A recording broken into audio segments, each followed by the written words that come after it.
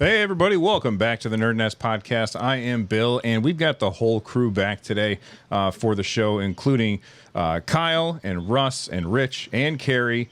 And we've got a lot of stuff to talk about. Some topics that were sent in by some of you guys. Plus, we've got the Steam Summer Sale. We've got some Nintendo news, which goes with like whatever their next console is going to be.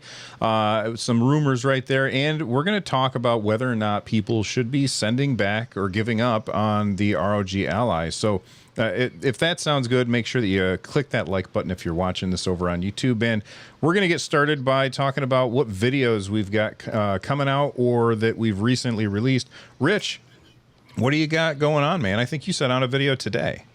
Yeah, as we're recording this, I released a video this morning, basically talking a little bit about, it's another news roundup, but I'm talking a little bit about Valve's exploration into the VR space and what that may mean for their focus on the Steam Deck. I think, hopefully they still have time for the Steam Deck, but certainly they seem like really gung-ho about the Deckard. And I didn't say this in the video, but I feel like it's coming up on, we're going to start hearing public news about it sometime in the second half of this year. I want to get back and talk to and discuss the Deckard in a little bit. But first, Carrie, what's your next video or your most recent video that you put out? So my next video that I'm planning on putting out is probably something a little bit more chill and something that I've been waiting to do for a while. Now that I cleaned up my backlog, it's what I plan on doing, like a series of video called Retro Storytime. The first video is going to be the first 3 games that I can remember playing. Oh, that's awesome. That's a really good topic for a podcast in the future, too. That's a great idea, Carrie. Kyle, what's your next video, man, or your previous one? I'll do my previous one. I just released it yesterday. It's explaining a little bit about where I've been. I've been on a little bit of a channel hiatus and what's coming up next. Awesome. So, guys, make sure that you head on over to CryoBytes channel and check that out. It's a pretty big update. And I had to think about it for a second, so I didn't say Rich, but Russ. Guys, hello. One of you guys got to change your name to the middle name, or I got to stop being old-brained. What have you been working on, man? So I've been working on the GPD WinMax 2, and I was going to release a video about it yesterday, and I'm so burnt out from doing like handheld PCs that I needed a break. And so instead I did like a Powkitty device, just a cheap retro handheld that I ended up really liking. And so my previous and next one is basically this GPD WinMax 2, which I think is going to finally be my next one. And that's my last of my backlog. And so that's going to be great. So I can start working on more videos that I want to do as opposed to like the stack that I've had for the past like month. The things that have been like daunting you in your sleep when you wake up, you're like, I got to get that Powkitty video out. Yeah, exactly.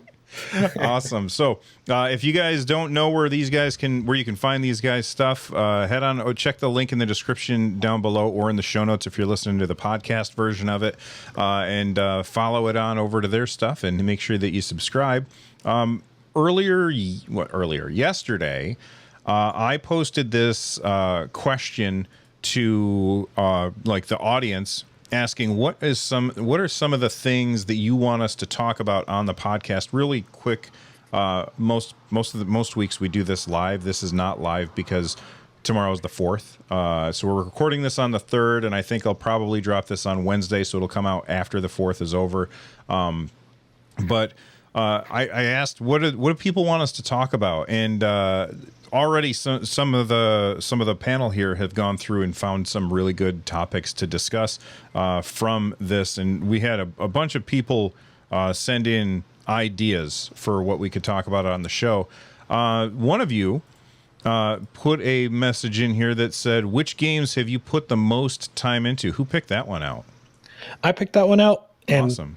Yeah, for me, it's definitely Tears of the Kingdom. And I haven't spent a lot of time on any single one game, to be honest. But that one I have at least 30 hours on. So that's the most so far. This weekend, I spent a lot of time. I know it's not the question in this case, but in this past weekend, I spent a lot of time on Killbug, which is like, have you played Devil Daggers? Anybody here familiar with Devil Daggers? Yep. So, yeah. So Devil Daggers is like an arena first-person shooter. It's one tiny level, and the goal is just to get a high score. So Killbug is like that, but there's verticality. There's a lot more like enemy variety. So it's just you just want to keep playing one more, and it is phenomenal. Oh, and it's a first-person game? Yes. Yeah. Okay, that looks actually kind of cool. And it's the boomer shooter, that thing that you're always talking about. That's like your favorite genre, isn't it? It's getting pretty close, yeah. That's awesome. It's that and 2D platformers for me, I think. 2D platformers? Yeah. Okay, awesome. Russ, what's the game that you've put the most time into? So I've actually had a resurgence of Hades again. Like that's a game that I've played a lot over the past couple of years, just because it's such a good fit with the Steam Deck, and it works great with the ROG Ally as well. But I just recently learned that there's a thing called God mode in the settings, and that'll basically every time you die, it'll give you an additional 2% of like damage resistance, and so you just kind of keeps going up the more you die, and I die a lot, and so that's just been really helpful. Like it took me 50 tries to finally beat Hades like the first time. And ever since then, I haven't really been able to get back to him. So I'm not great at this game. You know, like this is just a little bit above like my skill level. And so that God mode has really kind of reinvigorated that whole experience for me. And so I've been putting a lot of time into that, even though like I want to play, I want to finish Final Fantasy 7 so I can get to 16, but I haven't gotten around to it because Hades is just so much fun right now. So What about you, Kyle? I haven't had a ton of time, but all of my spare time has been going to Final Fantasy 16. I mean, it's been great. I'm right before the final mission, I think, so I got to clean up some side quests, and then I'll hopefully be done with that soon. Awesome. And Carrie, what's the game that you put the most time into? Well, if we're talking about recently, like everyone else is, I'd probably say Diablo 4 right now is where I've been. Yeah, right before the show, he was telling us how he because Carrie plays in hardcore mode, and he was telling us how he had to run away because he got a little scared. That's just a lot of scared. You're like, I mean, I went down to like 1/8 of my health. It was just like a little sliver left, and I just potted up like crazy. My only saving grace was that I had one legendary that pops immunity if I get unhealthy. So luckily I didn't get one shot. I just had just enough health just to survive an onslaught, and then I ran away from like a safe distance where I can just like hurl bone spears.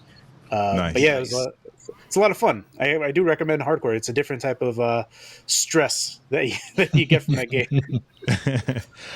So I got Final Fantasy 16, which we talked about a little bit last week. I haven't touched it since then, not because it's not a good game, but because I booted up Zelda and I got completely obsessed with it, and I've been just like clamoring over crap in the depths trying to unlock all of the light routes, and like some of them I'm like, where in the hell is this thing? Or like I'll see it off in the distance and I'll start heading in that direction, and then it just disappears and I can't find it anymore, and I refuse to like go find a map or whatever to try and find it.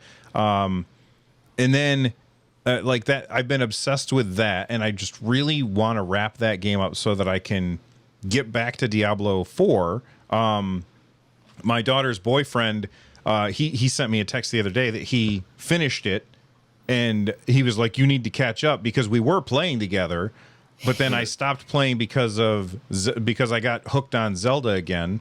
And I still can't get over the fact that these three games came out so close together, and then Street Fighter 6 on top of that. It's a very frustrating time to try and wrap up these huge games that I don't have enough hours in the day to play them all. But so for this week, again, it's been Zelda, because I really want to be able to do our spoiler discussion, and we can't do that because everybody's waiting for me.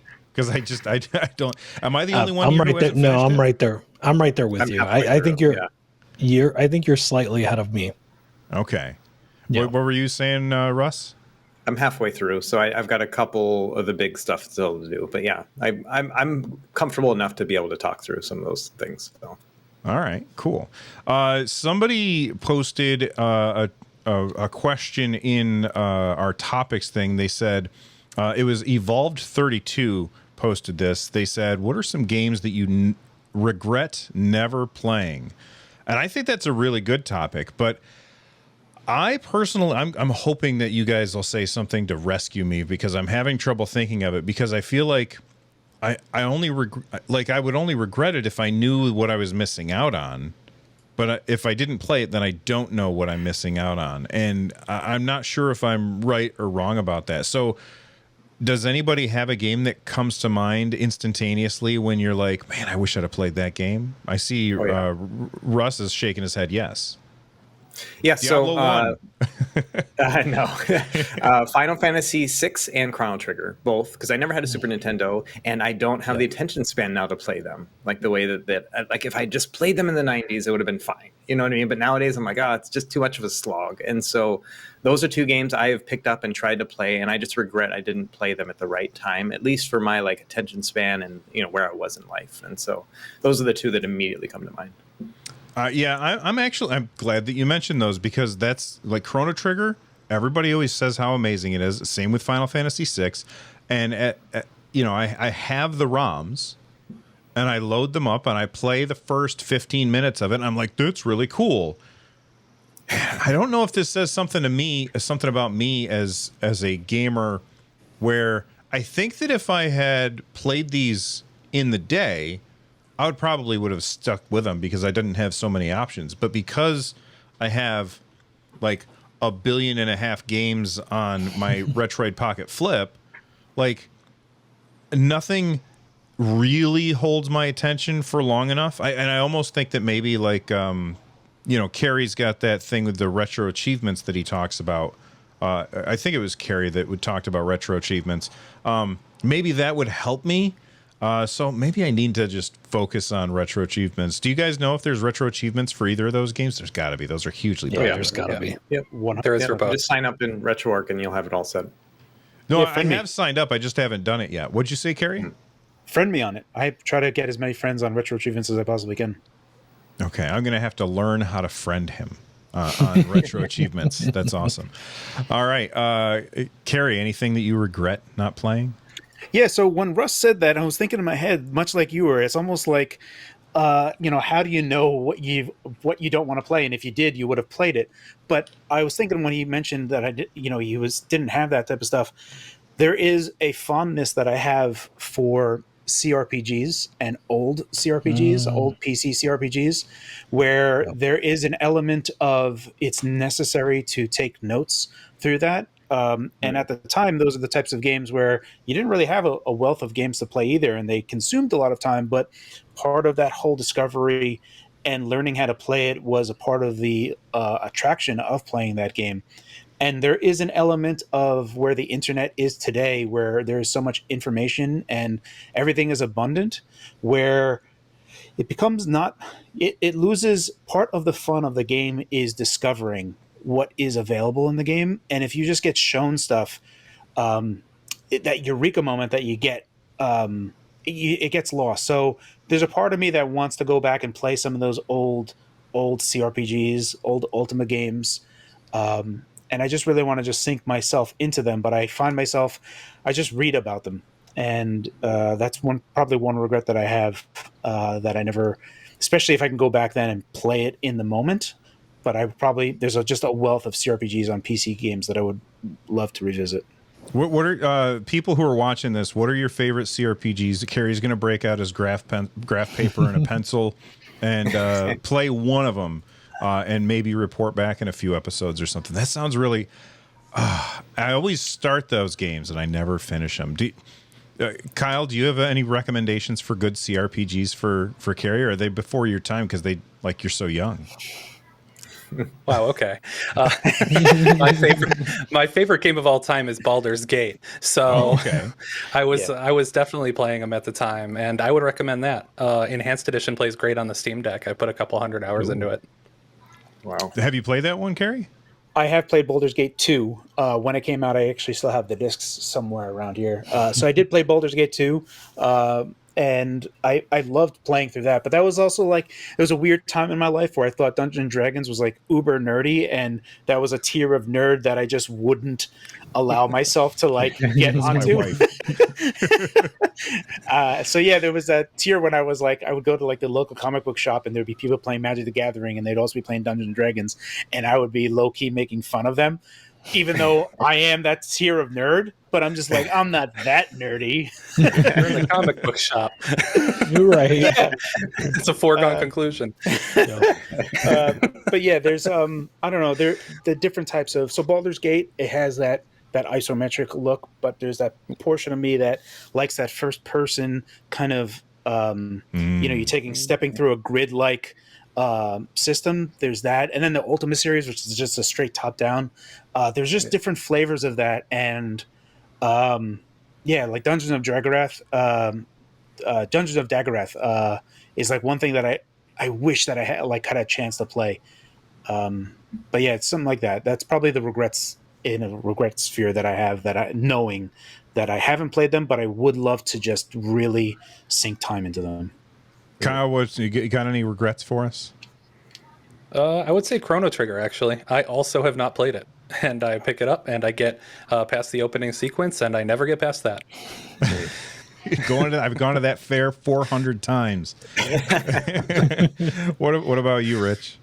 Yeah, I really like the choices so far. I share kind of all of those, the Chrono Trigger, FF6, certainly. CRPGs too, because I didn't really have a gaming PC, or at least I wasn't investing in buying games for the PC until like college. So Counter-Strike, Half-Life, that was my beginning, really. But I would say my regret is probably not having time to play like the local multiplayer games that like look really weird and strange and I think are fun, but I've never had a chance to really play them. So one of them is called Catherine, which is actually a single player puzzle platformer, but there is a 1v1 mode. And I watch Evo tournaments so Street Fighter, Mortal Kombat tournaments, and they sometimes have like side rooms going where they're playing Catherine 1v1, and it's just fighting game players taking a puzzle 1v1 game very seriously, and it's just totally my vibe. So I would love a chance to play that. There was another one that came to mind. I think Pikmin was one where there was like a good multiplayer, but I never got a chance to play it. Lovers in a Dangerous Space-Time. That was the other one. So Lovers in a Dangerous Space-Time is like you are with a group of people and you're trying to pilot a spaceship while attacking other things. You're basically multitasking and you can't do everything at once, but you're trying your best to survive with a group of 4 or 5 other players. And I just never had that group of people to play with. So that's something I would have loved, I think. Awesome. Very, very cool. All right. We had another comment sent in and I didn't see who actually sent it in, but it was about the Steam Summer Sale. They asked for 5 games to pick from the Steam Summer Sale. And since there's 5 of us, I figured everybody could probably come up with one. Maybe if you can't, no pressure. I'll start us off. I've got a couple in case somebody can't come up with one.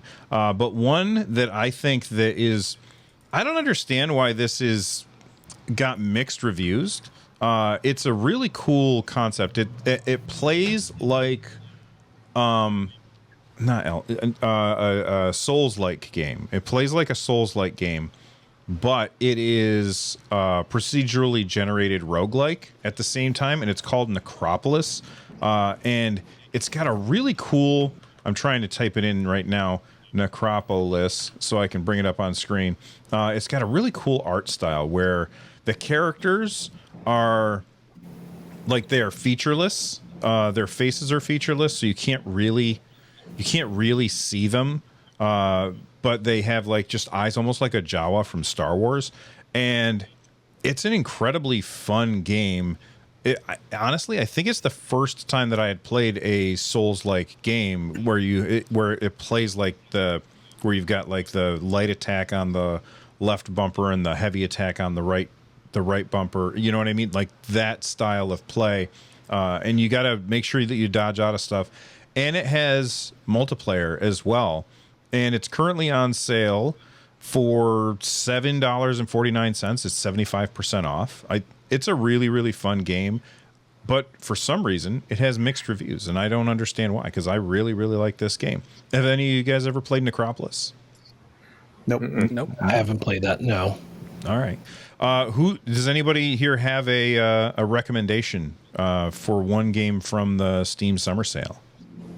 Yeah. So the Valve Complete Pack is like $7 or $6.59 right now, and that's ridiculous. That has all the Half-Life games, all the Portal games, all your Team Fortress stuff, the old Counter Strikes. Like, it is just ridiculous how inexpensive it is, and if you already have some of those games in your library, they'll just cut that discount even more. And so I paid like $3 to basically just complete out what I had not bought already, which is like the first Left 4 Dead and a couple of the Half-Life episodes and stuff.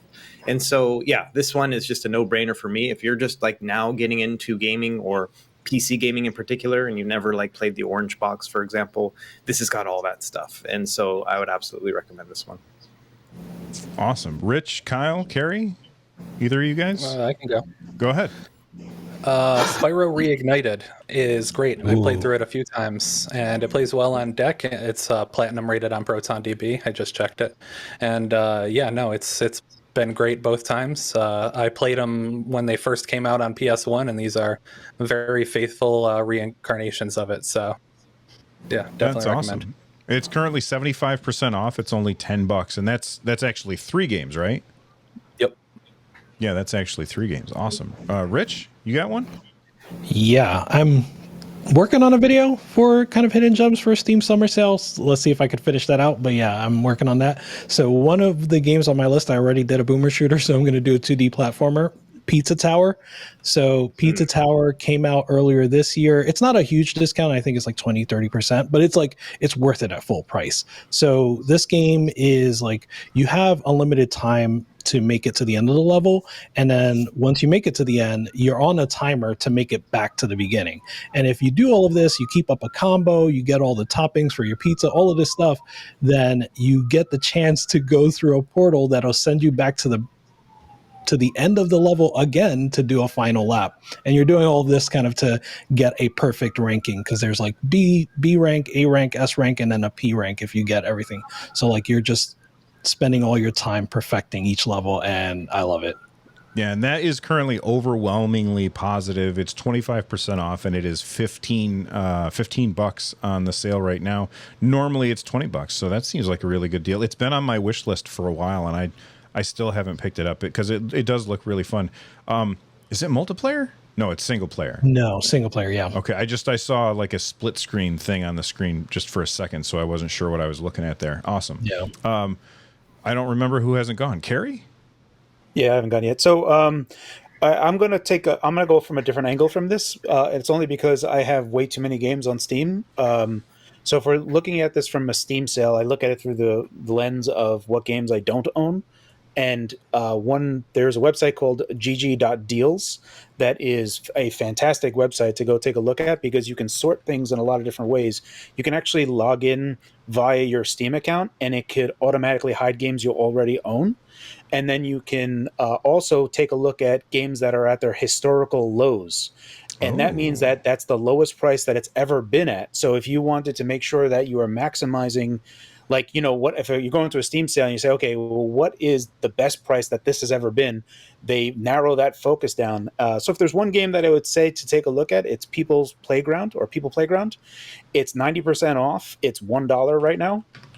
And it's a game that if you have children, my kid wanted to buy it and play it because he saw other YouTubers playing it. And it's just a nonsense game where you're just kind of like, torturing like stuff. And they're not like alive or anything, but you're just putting them into like weird situations and stuff. And for $1, it's a weird physics game, but I know kids play it and like it because see other YouTubers do play it, and it's just a 2D physics game that has nonsense in it.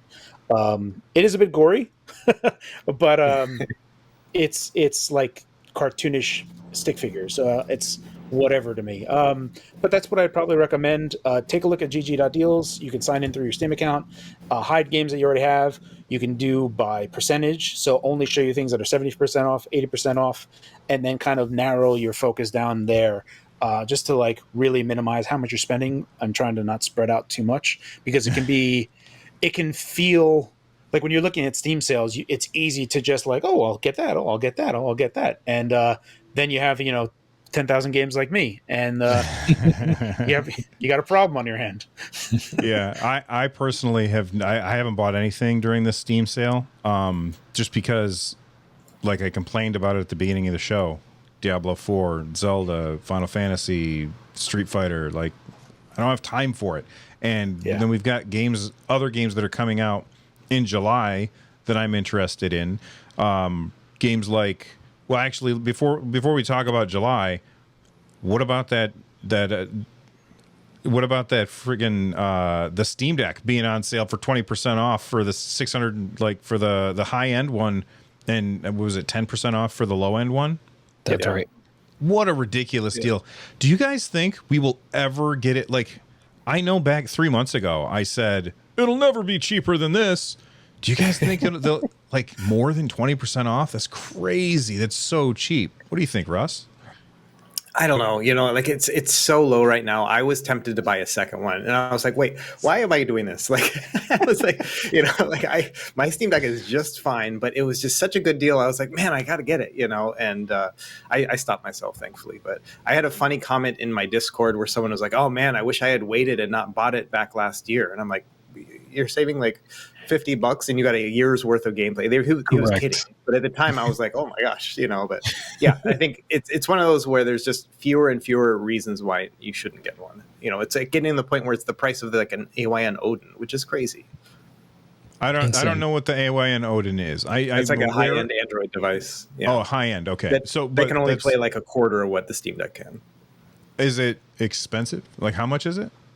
Yeah, like the high-end AYN Odin's around 300, but then shipping and taxes, it's like 325, 350-ish. And then you can get the 359 low-end one of the Steam Deck. And it's like, it's like night and day what each of those can play. And so it's kind of ridiculous that we even have that kind of comparison going on. So, Rich, do you think that people should get the cheapest Steam Deck and then buy an upgraded SSD? That's a great question. It's so hard to make that decision. What do you think, Rich? I have two Steam Decks. I haven't opened one. I'm going to open it because I'm going to do the shell swap. I'm waiting to get more stuff. I'm not going to wait for the HD screen, but I'm waiting to get a couple more things so I can do it not all in one, but prepare myself mentally. Yeah, Super Steam Deck, exactly. So I think get the 512. It's cheap enough. You get the anti-glare, not that the anti-glare is a big deal, but you get the anti-glare as well, and you don't have to worry about doing an upgrade. So that's where I would lean for most people. If someone is just a college student, of course, go for the 64 gigabyte, do the installation yourself, that sort of thing. But for the average gamer, like the 512 is already cheaper than anything else you're going to get for that level of gameplay. So that's what I would go for. When are you going to do the shell swap? You're waiting for like this stuff on the way, or you just haven't made a decision yet? Yeah, so he's teased it already, and I think Fox, you're good, and Russ as well should be getting some too. The colored controller buttons, so the Artisan Steam Deck buttons that Colored Controllers is working on. I'm waiting for those. I really want to get those into like with the custom shell. I'm hoping that we can get like a colorway that really looks good together. That's awesome. I was watching like. I saw him post it to Twitter, but Bob Wolf last night was doing his shell swap on his Twitch channel. Nice. And like I tuned into him, and he was having a bad time. Like he was very unhappy with it, and it made me like I didn't want other people to have a bad time. I didn't want Bob to have a bad time, but he does that kind of stuff all the time, right? He is like that guy that messes with hardware. I never do that stuff. So when I had done mine, and it took me 7 hours, and I was I was happy that I did it, but at the same time, I was like, good gravy. I'm never doing it was not a good experience. And during his stream, he was like, somebody asked him if he was going to, they asked him if he was going to do the replacement buttons, which he doesn't have yet. And I think he said, I am never opening this thing again. I saw on Twitter, he had, like, I saw it after the fact, but basically he had a tweet where it said, I'm going live, I'm going to do the shell swap or whatever. And then 8 hours later, there's a follow-up, and it just says, that sucked. That's all I saw. Oh, no. And I was like, that's hilarious. Made me feel better about myself. Oh, my gosh. So anybody have anything else to say about the Steam Deck being on sale? Yeah, I'll briefly just touch base on it. The anti-glare screen, I think one of the bigger things that doesn't really get talked about as much, or maybe it does, and I'm just not paying attention, is that it's not only anti-glare, but it's also like a bit anti-fingerprint. So it doesn't like highlight your fingerprints as easy. It like obfuscates them. decently well. So you don't need to, like, on the glossy ones, anytime you just touch the screen, it's just super apparent. You got a smudge, like a circle smudge on it. That's like a hidden benefit of those. So I would say that depending on the value you're looking at, there are 2 terabyte 2230 drives that are super cheap. So going the cheap route and then upgrading to 2 terabyte would still be less expensive than the 512 gig model. So there is that to think about as well. And you can get a screen protector that, like, I've never tried an anti-glare screen protector, but I'm sure that they have them out there, and I'm sure that they're fine. They do. As far as the fingerprints go, I was shooting B-roll for an ROG Ally video that I'm working on, and like, because Windows is a terrible friggin' experience, I have to touch the screen all the time, especially because there's no trackpads, and so probably about 58,000 times per second, I had to whip out this stupid cloth that came with all my glasses, because we order our glasses from Zenny, not an advertiser, but it's they always come with like a cloth, and so I was constantly wiping that down, and then I'd have to do something, and I have to wipe it off again over and over and over, because it is just a fingerprint magnet, and that's not something I ever thought about, because I do have the 512 Steam Deck, and the fingerprints never really bothered me, and it never occurred to me that that's the reason why. So that's very interesting. Kyle, anything to add in about the Steam Deck price, or are you ready to move on?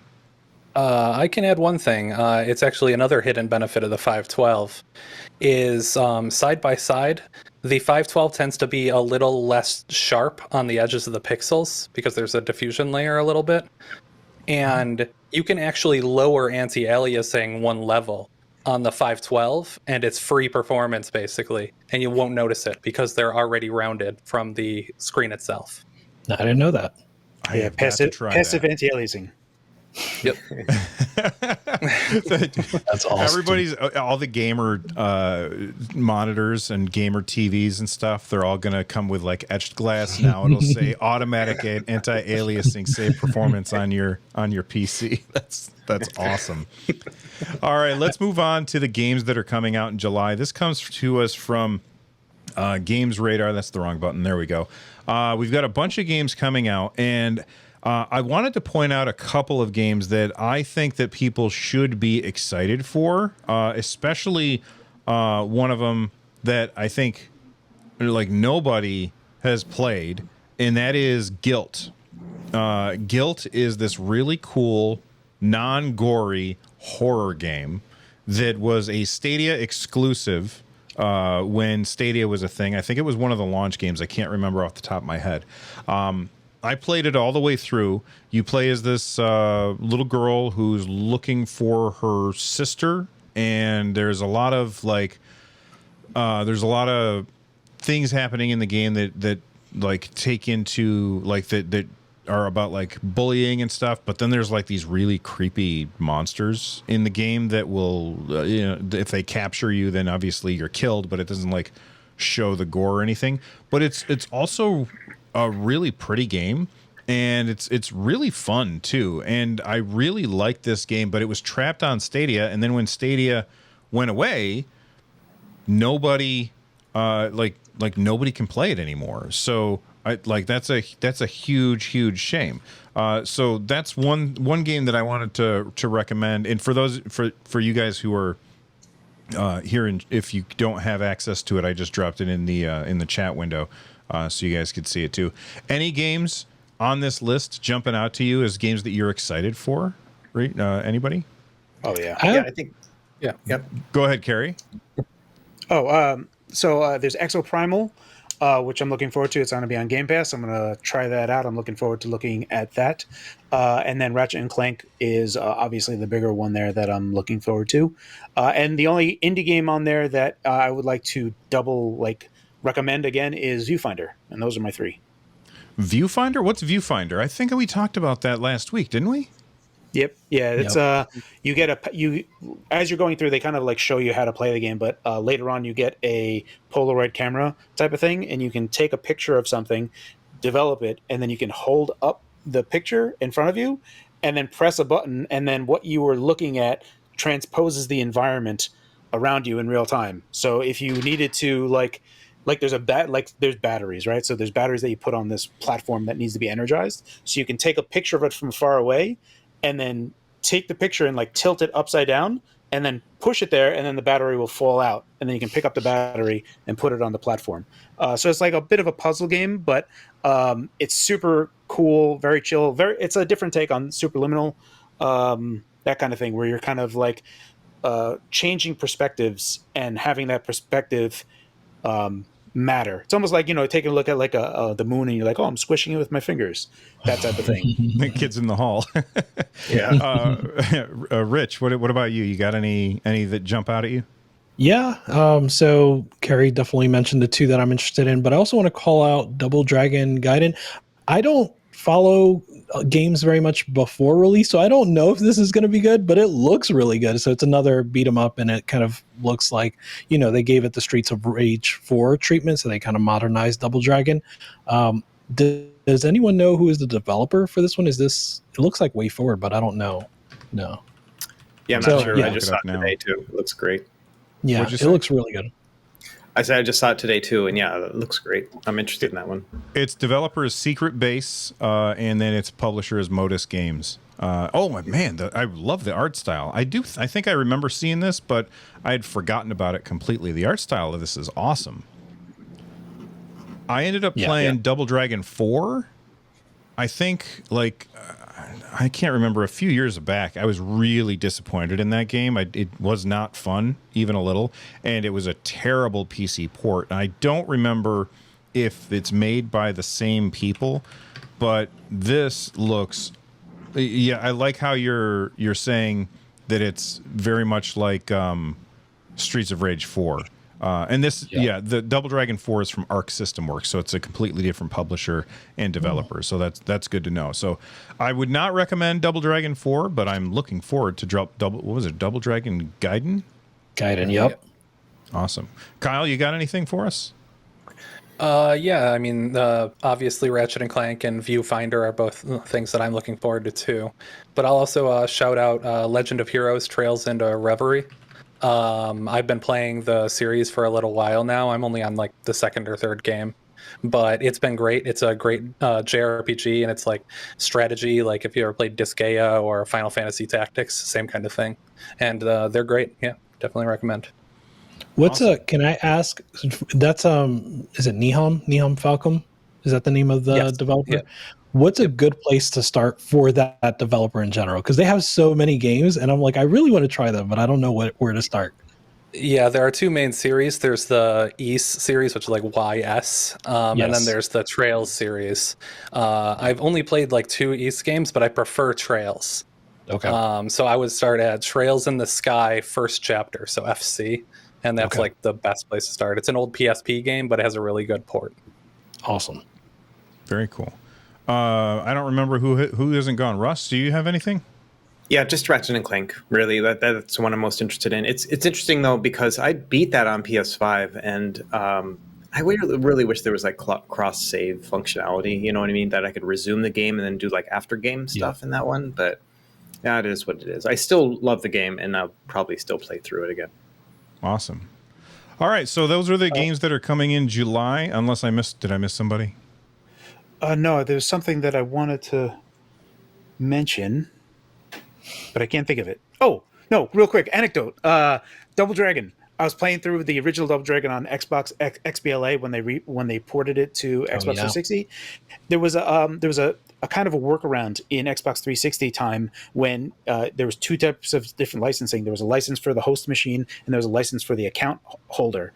If you basically had your friend buy the game on your account on their Xbox 360, they could play the game and you could play the game at the same time. So you only had to buy the game once, and basically you and your buddy can play. So I was always doing that with my one friend whenever an XBLA game came out, just to like get it half off essentially.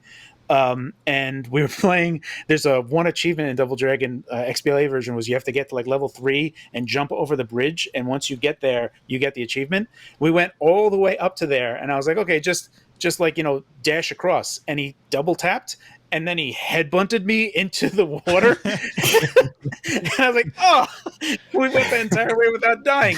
And it was just perfect. He's like double tap. He's like, kaboof. That's awesome. That's awesome. Hey, quick Double Dragon anecdote. I don't know. Okay, so PlayStation 4 had a similar thing where you could buy games and then like, because my son, like, I would sign on to his PlayStation 4 and he would sign on to my PlayStation 4, and if I bought a game, he had access to it on his as well. And Yeah, like that's the thing on that PS5 ended as with this well. generation. Did it? I still do it. Really? As long as I'm not also playing. Like as long as only one of the two people is playing, the other person can still play your games on the other account or the other console. On the PS4, you could play together because we would play games together at the same time that only one of us had bought. And it was a really, really cool feature, but that just vanished with the, of course it vanished because it was super consumer friendly, you know? Anyways, let's move on to Nintendo. Nintendo has some, there's some rumblings that are going on out there. First off, Nintendo was, President Shintaro Furukawa was asked at an investors shareholders meeting, I guess, about the next Nintendo Switch. And they were saying, you know, are you going to make it so you can smoothly transition from the Nintendo Switch to whatever it is that Nintendo has next? Because if you look in the past, all of Nintendo's systems basically had backwards compatibility until the Nintendo Switch. And the Nintendo Switch just left everything behind and started over. And we all had to like make new accounts and everything. It was kind of a nightmare. It was not a good experience transitioning to the Nintendo Switch. And here's what Mr. Furukawa had to say. He said, as a company, we would like to continue proposing unique gameplay through dedicated game consoles that integrate hardware and software in the future. So look forward to it. In the transition from the Nintendo Switch to the next generation console, we would like to make sure that customers can smoothly transition while still utilizing their Nintendo accounts. So we're not going, like, according to this, it seems like we're not going to have to make new accounts for Nintendo's next system, which is great because it was foolish that we all had to make new accounts when we went from the Wii U and 3DS to the Nintendo Switch. Part of me thinks that had something to do with the fact that that was like a mobile version and a non-mobile version, and then they were transitioning to this new thing. So moving forward, do we think that if the accounts are coming forward, do we think that means that the next system is going to be backwards compatible? Rich, I'm going to let you start off. What do you think? Do you think that there's any chance of that happening, or do you think the cards stop us from doing that? Yeah, I don't think that these two things are necessarily tied in that way. So I think they could certainly make it easier to transfer your information and still not give you backwards compatibility. It is Nintendo after all. But I don't know why, but I really do think they will go for backwards compatibility this time. But that is completely just a hunch. Like, there is no logical reason to believe that. It's just a hunch that I feel like the Switch has been that successful that they will want to tie the next console to the Switch in a way that is smarter than the Wii to the Wii U. I think they learned their lesson from that, and I think they'll be smarter about it, but I do still think they'll tie their next console to the success of their current console. Carrie, do you think that we've got these game cards? I'm mostly digital on my Switch. Almost all my games are digital. We've got these game cards that have the games on them. Do you think backwards compatibility forces Nintendo to have to stay with those cards, or do you think that the next system is digital only? I think that they're all right. So we have to put this under the umbrella that they will have backwards compatibility. If they do, I think that the game cards will transfer over, which would make me happy because I kind of made like an ultimatum to myself that the Switch was going to be the last console that I would buy physical on, just because I like cartridges more than optical media in terms of collecting discs and stuff. So I would hope that they continue having the same thing. Plus at least I haven't seen any real, it could be because the Switch got so easily broken. I've not seen any like flash carts for the Switch that utilize that little cartridge.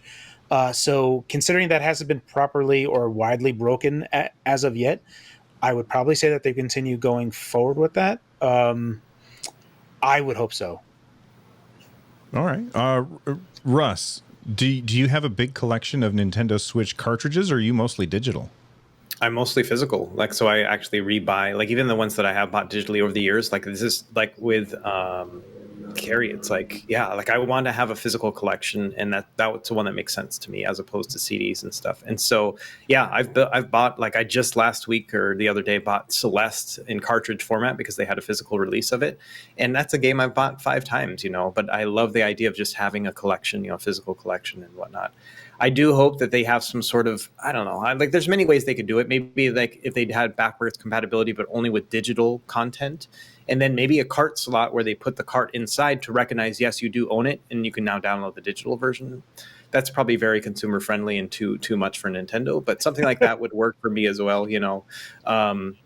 Yeah, I do hope that there is a little cartridge slot in there, although I do worry that it's going to affect the hardware of the device itself. If they have to have, you know, that old Android processor inside of it, is that going to mess up the next generation of processor they're going to have? Are they going to coexist? Like, how is that all going to work?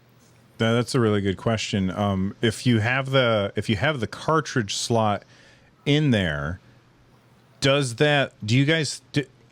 you think that limits the types of games that you can actually sell? Like, they can only get to be a certain size or something like that. Kyle, do you have any insight there? Do you have any ideas? I mean, yes, technically, but I mean, the media is constantly evolving. It's becoming more and more like cost effective to have larger sizes on there. They would probably need to do some firmware magic with it to have it recognize the previous generation, but I don't see why it couldn't be done. Doing emulation or doing the backwards compatibility at all would probably, I'm not sure how they do it. It probably wouldn't be very cost effective. Like Russ mentioned, we might have to have just a separate Android chip in there to emulate it, like circa PS2. But I'm not sure if they would be able to pull that off with NVIDIA's pricing. So I would like to see it, but I don't know if it'll happen at all. Well, speaking of the next Nintendo console, this is a couple of people had sent messages to me about it, but I couldn't find the actual article, and then Rich was able to locate this and drop it in our show notes. Apparently, this is a rumor that there's a Nintendo Switch 2 dev kit that has been leaked to Spain, I believe, is the information there. And I think legitimately in Spain. So it's a Spanish studio that has a dev kit. Oh, okay. All right. I guess I misunderstood what you had said. Why don't you tell people a bit more about this then? Okay, there may be some lawn mowing, so hopefully they're paused for now.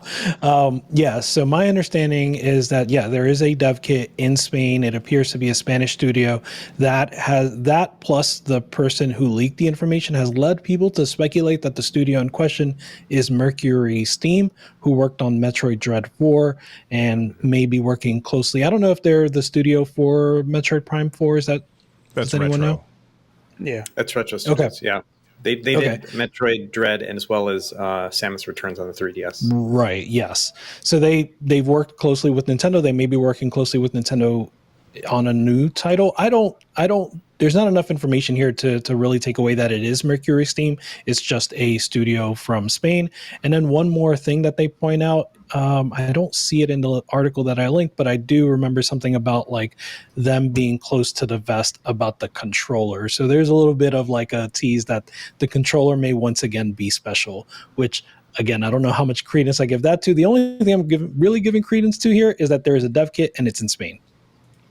I really hope it's not a weird controller. Like, I know that Nintendo struck gold with the Wii, but when I was watching, and then with the Wii U, but then when I was watching in October of 2016, when we were all sitting there watching the announcement for the Nintendo Switch, and you know they show like Zelda on screen, and then there's the guy sitting there on his couch, and then it cuts to him holding a regular control. It looked like a regular controller. It was actually the Joy-Cons in the grip, but like it looked like a regular controller. I felt personally a sense of relief, because that meant that I could play these games without waving my hands around like a maniac, and I could still enjoy it.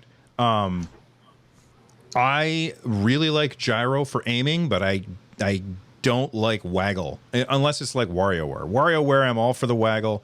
Everything else, get that crap out of my game. I just want to be able to push a button in order to swing a sword or whatever.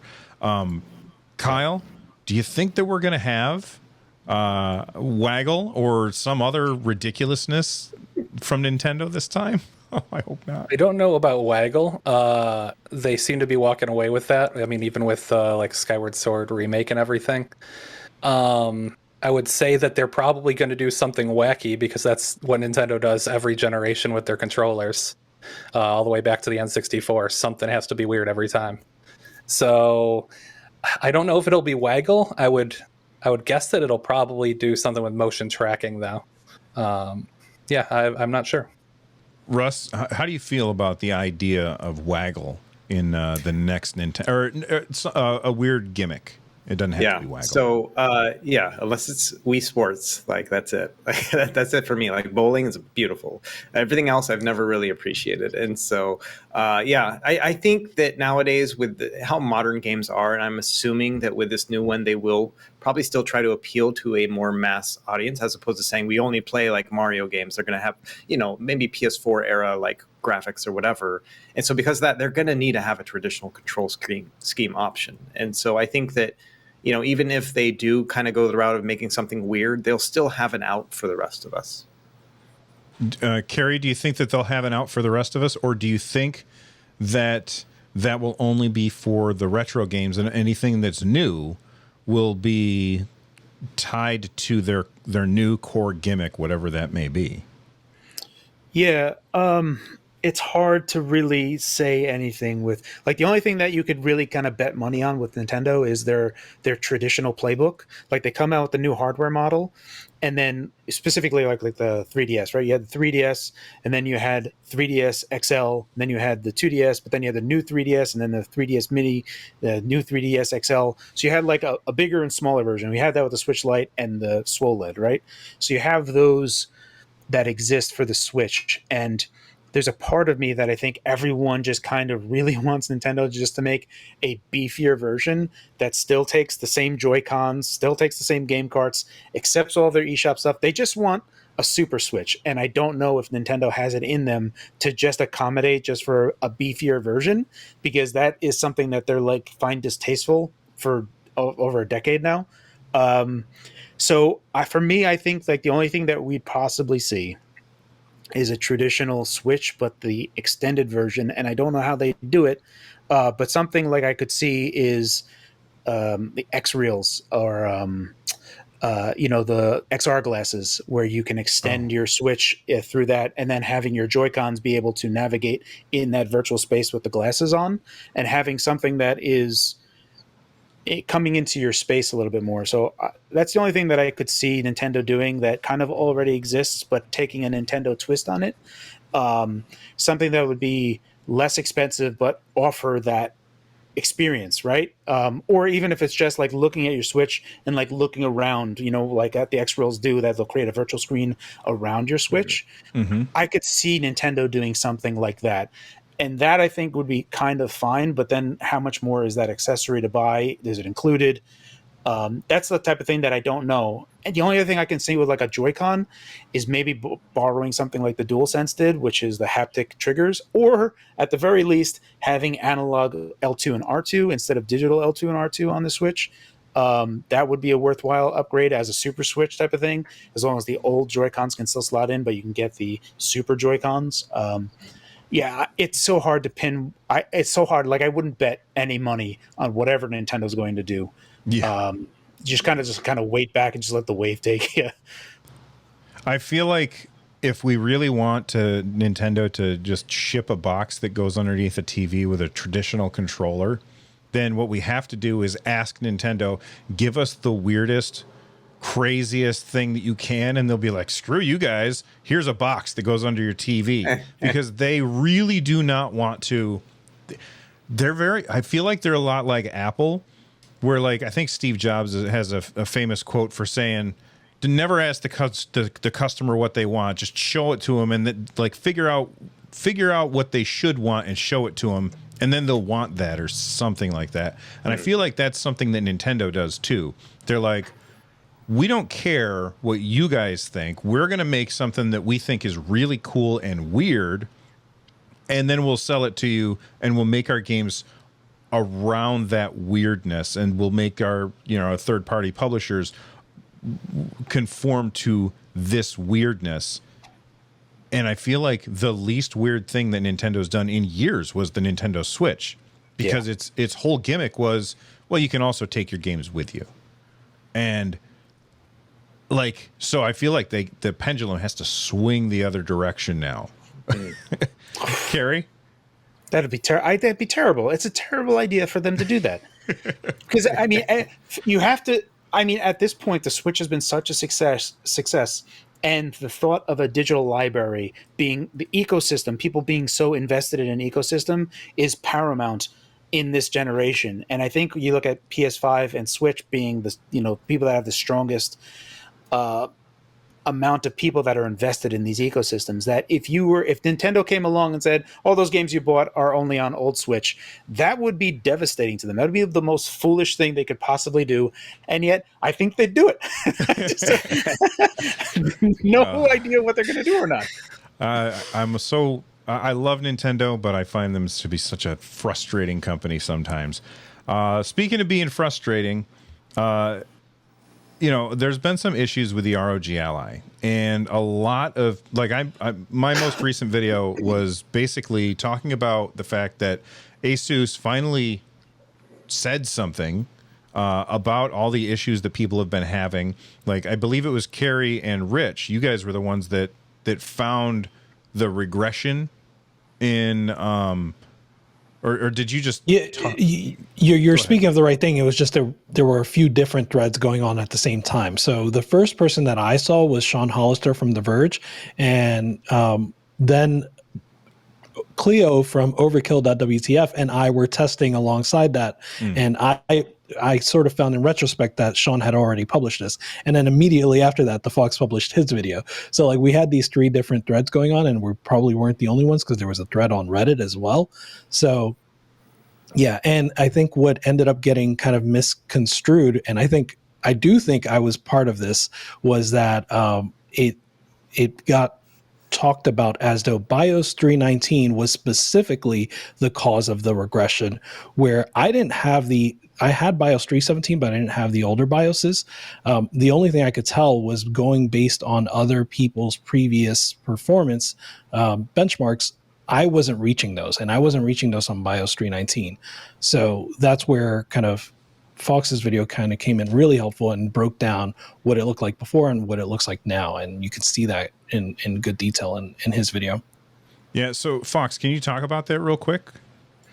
Yeah, sure. So I was reacting to all of that. There was a lot of people that were pinging me about it to kind of double check on it, because at the time, I forget what I was working on, but I was working on something else at the time, some of the stuff that I had to get through, and the ROG Ally wasn't in my focus at the time. So I was totally reactionary to what The Verge said and what someone had said with Diablo, that they showed off the 319 going back to downgrading to 317. So I was like, okay, I'll test it. And I only tested 4 games out of the stuff that I did. I did 9 prior on the original firmware. And I found a regression from even the original firmware, which honestly wasn't all that great.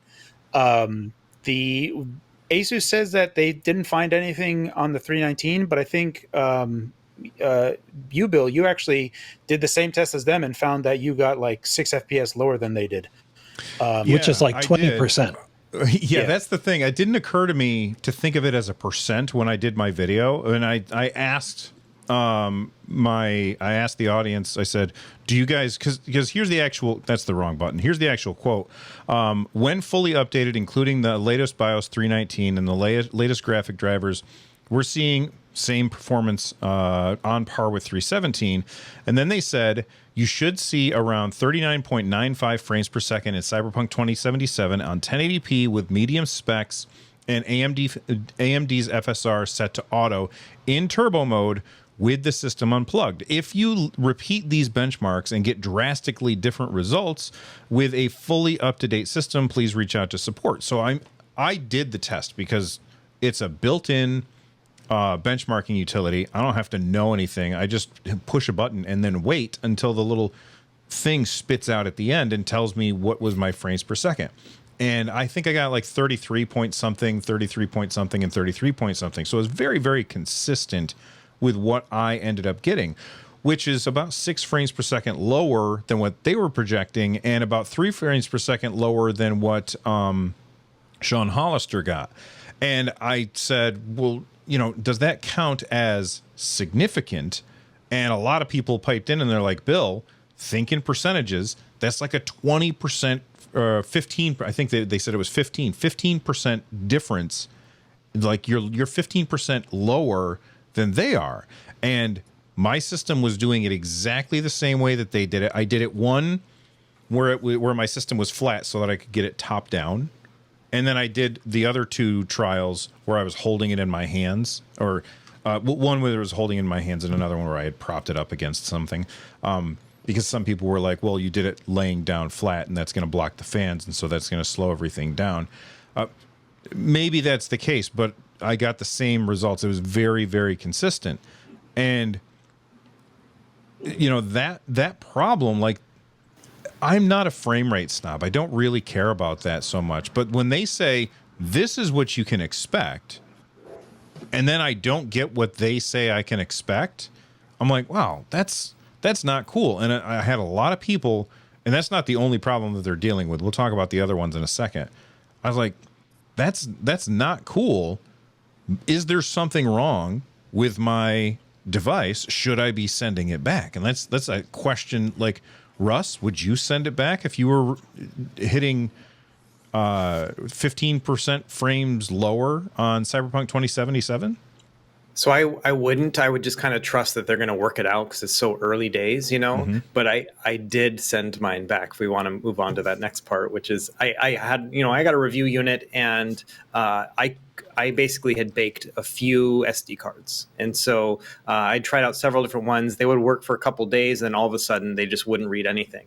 And I learned that it wasn't killing on my cards because I could put them in other devices and they would work fine. And so I thought, okay, something's wrong with the reader. And so I know a lot of people are saying it's getting too hot and there's all these other issues. And baked is probably not the right word, but I definitely got to a point where, I could not use an SD card for longer than a day before I had to use a different one, basically. And so I contacted them and I said, hey, I don't know if this is a review unit thing or whatever. And I walked them through that. We went through a bunch of different updates and whatnot, different drivers and stuff. Finally, they got to the point where like, yeah, I think we need to do like forensic analysis on this one. So can you send it back? And so I was excited about this because I was like, finally, I won't have a review unit. I'll have a retail unit because my buttons, face buttons also had a little bit of play to them. And this was something they said that they fixed later on. So I'm like, I can't wait to try this out. It's going to be a better experience.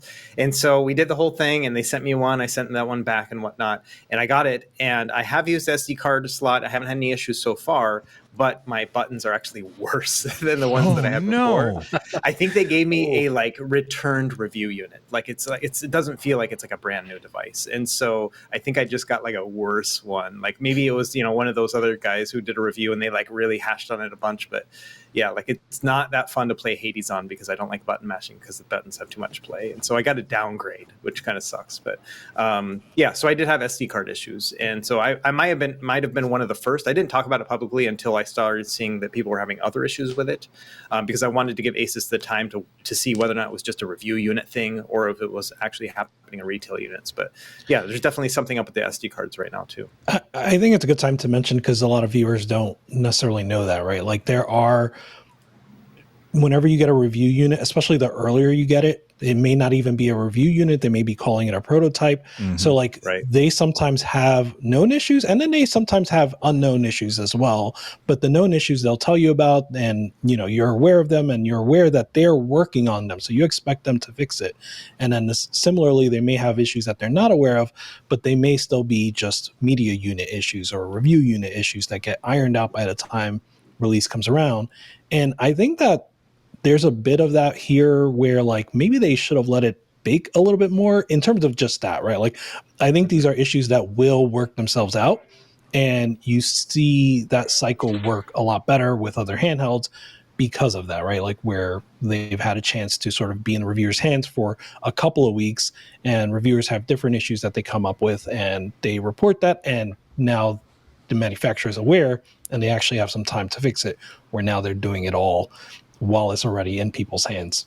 Yeah. Well, I mean, since we brought up the SD card readers, Carrie, unless I misunderstood your tweet, you're actively trying to wreck your SD card to see if you Me can too. replicate this issue, right? And Rich is also doing. Yeah, Carrie tweeted this out, and Rich was like, "I'm doing the same thing." So, Carrie, tell people what it is that you're trying to do here.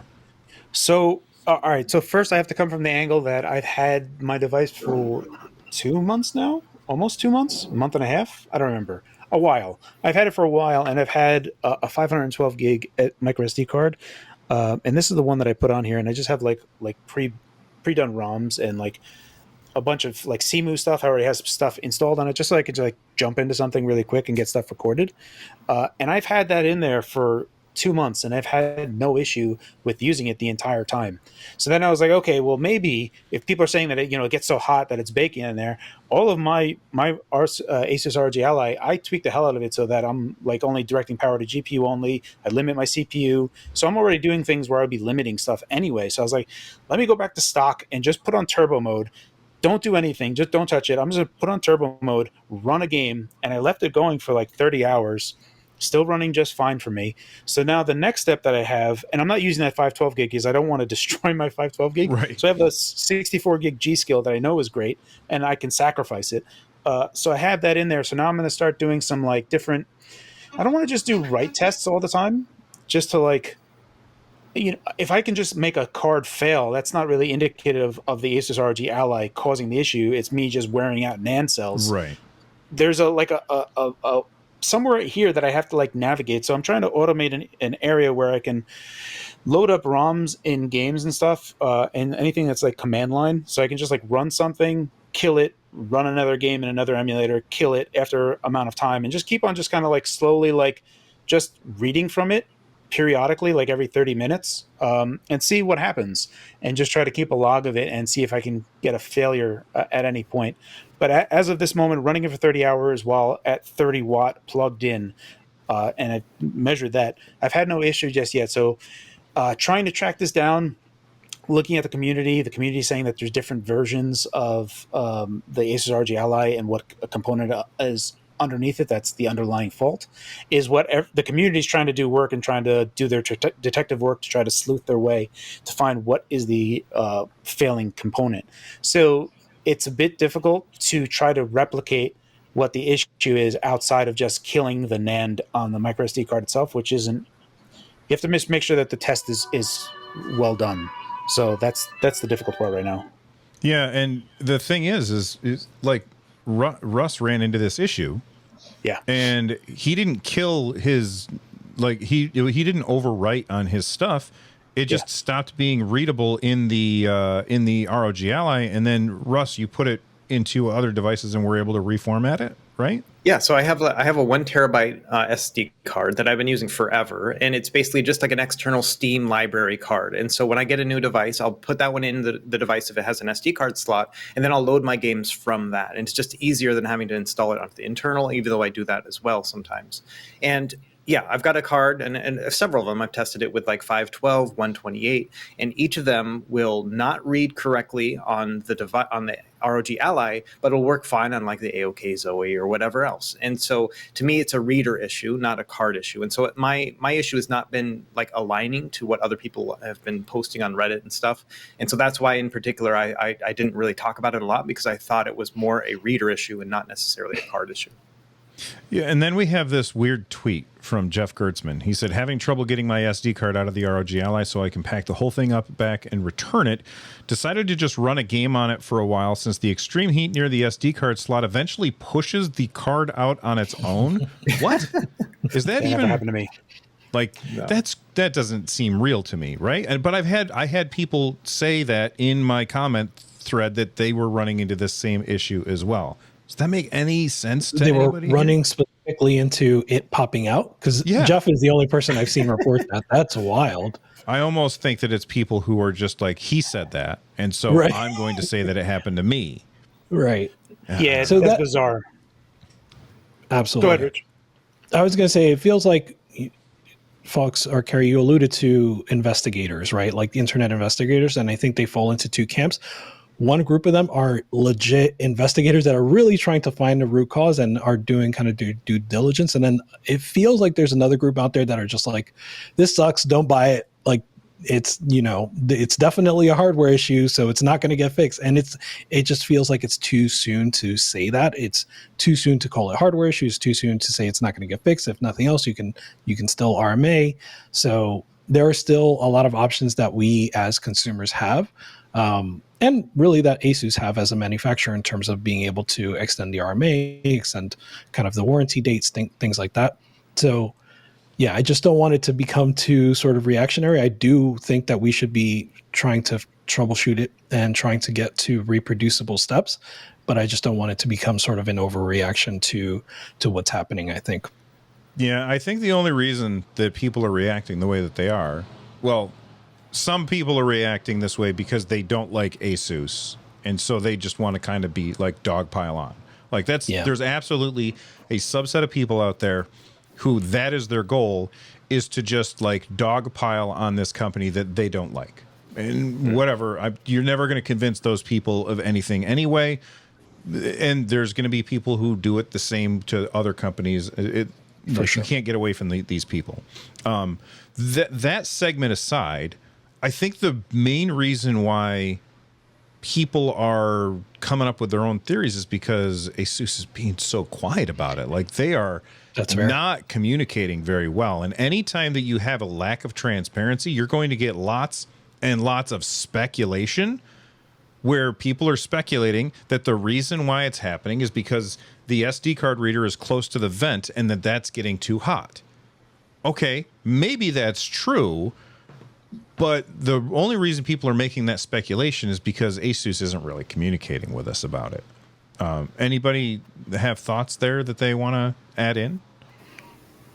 No, I think that I can just add into their like in the PC component space. That's pretty much the norm for ASUS, and I think that's probably the cause of why so many people are dogpiling on them because they don't like the company.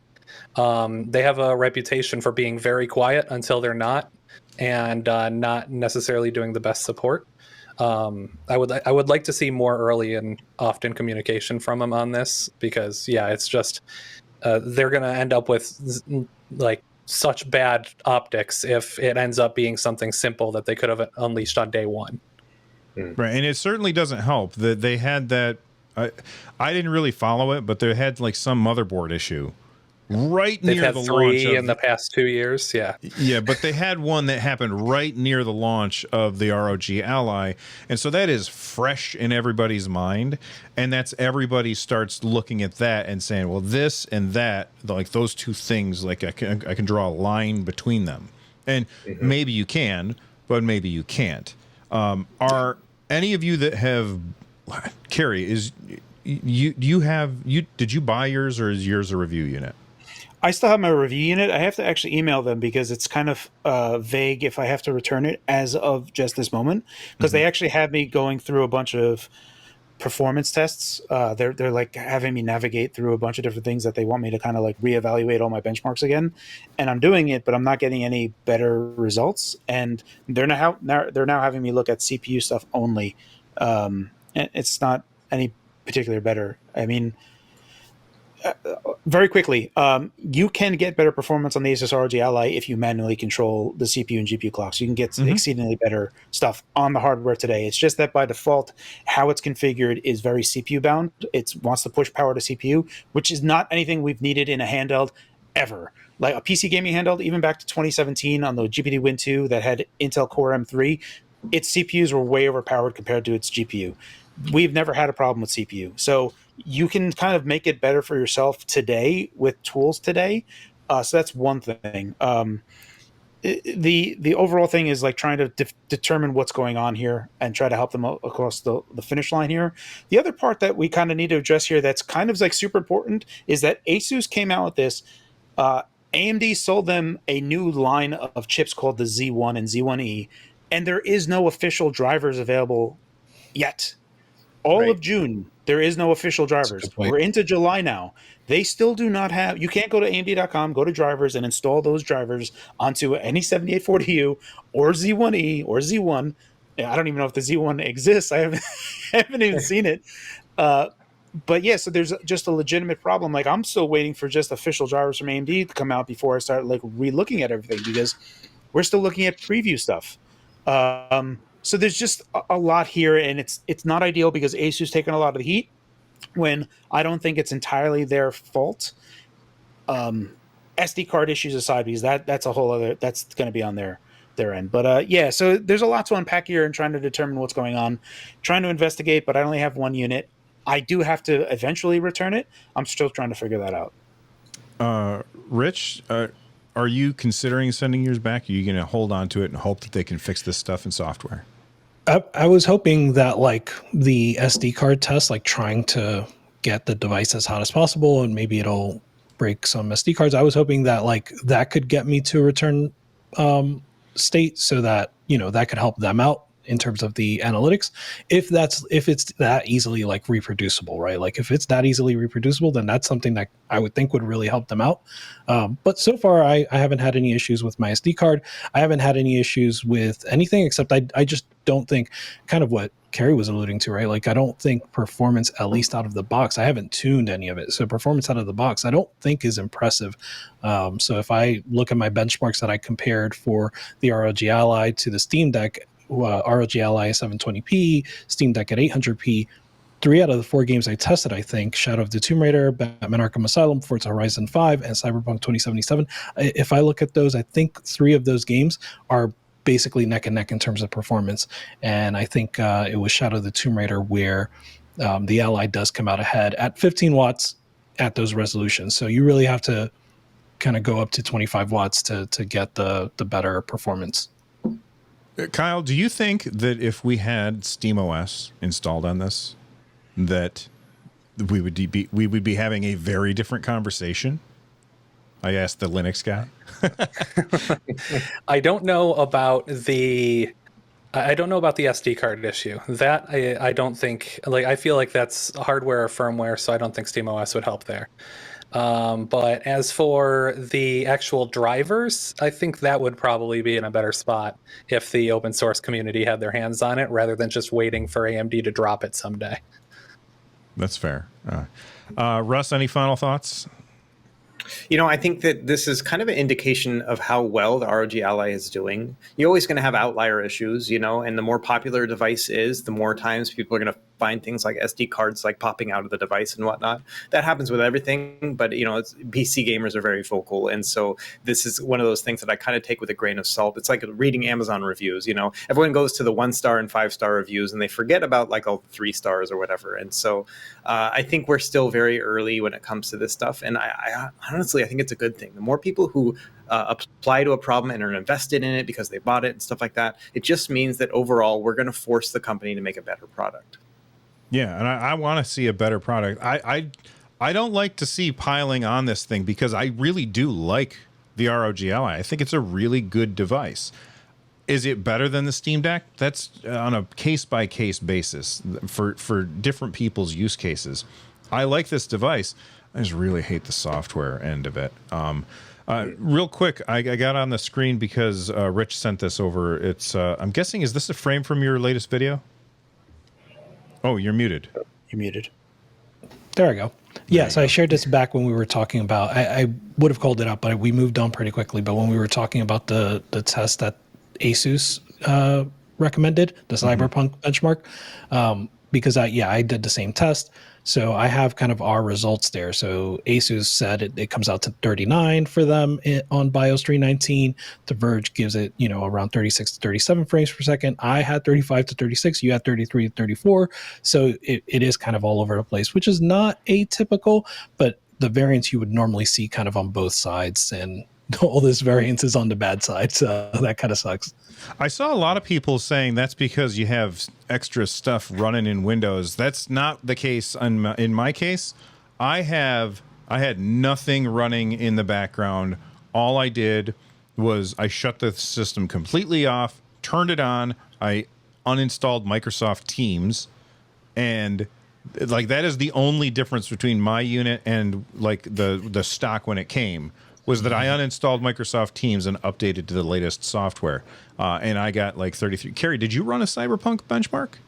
I did, but mine was geared towards Steam Deck settings. So I did 720p. I also did I increased my FOV to max, and I also disabled any upscaling technique. So no AMD FSR whatsoever, all native. That's what I typically do. Also, I had Steam Deck preset, which is actually pretty brutal overall. Like it's actually a very high preset, the Steam Deck preset, and the Steam Deck and Steam OS like eats Cyberpunk. The RadV and Proton layer is just tuned up for Cyberpunk, like no joke. So that's one area where Steam Deck will like be a heavy hitter for what's being run there. So on Windows side, it's especially AMD drivers, it's pretty gnarly. Yeah, it's a whole other thing. Yeah. I have an interesting anecdote for you guys about that. For it. So, I have that XG Mobile external GPU thing that I hook up to my ROG Ally, and it has a little SD card slot on the top. And so I thought I should actually use this for like a game that I don't want to play in handheld mode, but I want to at least have only when docked. And so I picked Cyberpunk for that one. And first thing is the SD card doesn't go all the way in. It like sticks out, and that's kind of annoying. But then like it's almost like putting it in a, like your laptop or whatever. It's just weird. Either way, so I've been playing that one desktop only, and it's been a really kind of neat experience that I just hadn't talked about before. In that, we have our handheld ROG Ally, we have it, we can dock it using the XG Mobile, but we can also use that additional storage for like a docked game. And I've been using Cyberpunk with it. It's running great, obviously, because that's an external GPU, but I just thought it was an interesting thing just to add as another component that you can use when you have that kind of setup. That's awesome. Very, very cool. Go ahead. Yeah, just to go along that route with the XG Mobile, the initial problem that ASUS had, which they apparently fixed up, I have to double check again. When you plug it in, this is why Rich from Digital Foundry was having less performance when he was plugged in versus unplugged. Meaning when he unplugged, his performance went up, and when plugged in, his performance went down. The reason why was initially is that when plugged in, EPP is set to 0, meaning it is diverting all power to CPU and CPU only, which is better for having the XG Mobile setup, because at that point, everything on the internal on the package goes to a CPU, and your external GPU is running everything, which is a better case. When I'm right now in my situation, my GP2 MX2 that I'm streaming with you guys on right now, I have EPP 0 when I'm docked via Oculink to my 4090. That is a better situation. So from my optics, it almost seems like they tuned up the machine specifically that it's already as best as it possibly can be for XG Mobile users, not for mobile only users. So that was an initial problem that I relayed to them. They said they fixed it up. I'm going to go ahead and take a look at it. You can easily see what EPP mode it's in when plugged in or not. Also, the different power balances that they have, it'll swap between power configurations, unplugged and plugged in, so you can see that going around. It's messy. It's really messy how they have it set up, and they're kind of defaulting to how Windows wants to do things, which is not ideal. And they, by default, they want to put more power to CPU when that's, again, never anything that we ever really needed. Well, there you have it. It right now it is clear as mud what we should do with the ASUS ROG Ally. Let us know in the comments what you guys think, if you've taken yours back, if you're holding on to it, if you're having absolutely no problems at all. Let us know down below what you guys think. And that does it for this extra long episode. A lot of people have been asking. They said, hey, we want the NerdNest podcast to be longer, but it's like for Kyle, it's like midnight or some nonsense right now. So poor guy's getting sleepy. Not for much longer, right? Not for much longer. That's Not right. for Go much watch longer. his video to find out more about that. Kyle, where can people find that video? Over on my channel, Cryobyte33, CRYOBYTE 33 on YouTube. And Russ, where can people find you? I'm Retro Game Corps, core spelled like Marine Corps, so CORPS. And Rich. I am Fan to Deck on YouTube. And Carrie. I am ThePhawx on YouTube, Phawx PHAWX. All right. And I am over at the NerdNest on YouTube. Just type in NerdNest. If you are listening to this podcast, make sure that you rate it 5 stars or whatever the best rating is on your podcasting platform of choice. And if you're watching this and you made it all the way through almost an hour and a half of us talking about video game stuff, to make sure that you click on that like button, because I think you probably enjoyed the show. Make sure that you subscribe, and hope to see you guys on the next one. Oh, almost forgot. Next week, we will not be doing one on the 11th. I have something else going on. So the guys and I will try and figure out if we can do something else in the meantime. Maybe another pre-recorded show, or maybe not. Maybe we'll skip a week. We'll let you know as soon as we can. Thank you so much for hanging out with us from the Nerd Nest. I'm Bill. Stay rad, everybody. Bye, everyone. Bye-bye. See you.